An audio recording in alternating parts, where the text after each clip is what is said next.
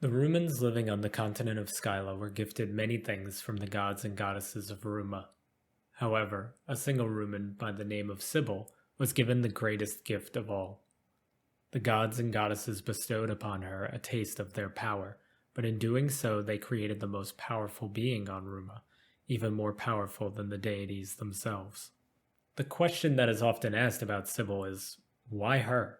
What made her so special that she was chosen above all other Rumans? The answer is that she wasn't special at all. She did find herself on the Great Council prior to her ascension to godhood, a council of the smartest Rumans in North Skyla, tasked with making very important decisions for their part of Skyla's future. Yet this position of power is not why the lion goddess Nemea chose Sybil. Sybil was chosen because despite the fact that she wasn't the most important Ruman on the council, she cared about every Ruman in North Skyla and always did what was in their best interest. Sybil would help out regularly all around North Skyla wherever she could to make the Rumans' lives around her easier. As a land that was gifted advancements in technology from the gods, Sybil was constantly up to date on whatever the new fad was, as well as the developments that would help their civilization advance. This ties back into the fact that she was always helping other Rumans, so her exposure to these new technologies was consistent. The general idea here for the gods and goddesses to take into consideration is that when choosing someone to be given this level of power and responsibility, Sybil was the only one who checked off all of the boxes. It is hard to think of what any of us would do if given this much power, but if anyone could navigate the aftermath of the Ascension, it was Sybil.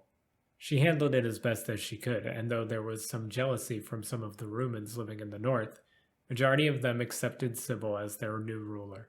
Even if they didn't, as the years went on it became more and more apparent that no one could do anything to inspire change. Sybil was here to stay, and the entire planet of Ruma had to make peace with that.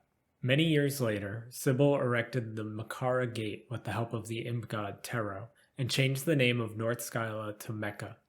A long era of peace would follow, and the world's view of Sybil would continue to change. Leading up to the construction of the gate, Sybil had evolved beyond anyone's expectations, the gods included. She had become more caring toward the people of Mecha, but more ruthless to those not aligned with Mecha and Mecha's ideals. She was becoming increasingly dangerous and uncontrollable by the gods and goddesses of Ruma. The Rumans in the south living in the Magia Empire would not dare go to war with Mecha, and the new council members would never risk trying to overthrow her.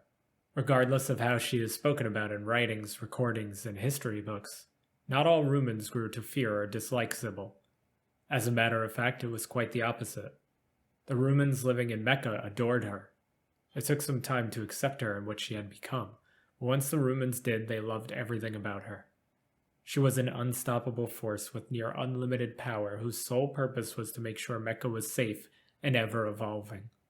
Mecha's technology was reaching new heights, and they were far more profitable than any other location on Ruma, even on the outer continents. Buildings were taller and sturdier than ever before.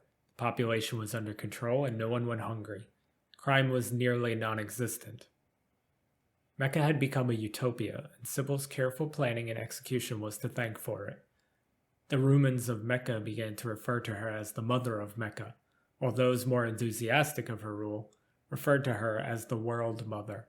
It is interesting to look back at when Sybil was chosen, and some questioned why, knowing that in the current era she is revered as the god she has become. The question and concern for those not living in Mecha is, what comes next? Where does Mecha go from here? What new heights can Sybil help the Rumans of Mecha achieve? Sybil put the Makara Gate in place to keep everyone out of the utopia she had created. But what happens once Sybil is ready to expand beyond Mecha? The rest of the world is forced to prepare for that day when Sybil decides to go elsewhere. But even with careful planning and preparation, it is hard to imagine that it would be enough. The gods and goddesses of Ruma have created the perfect being, and the rest of the world is at her mercy.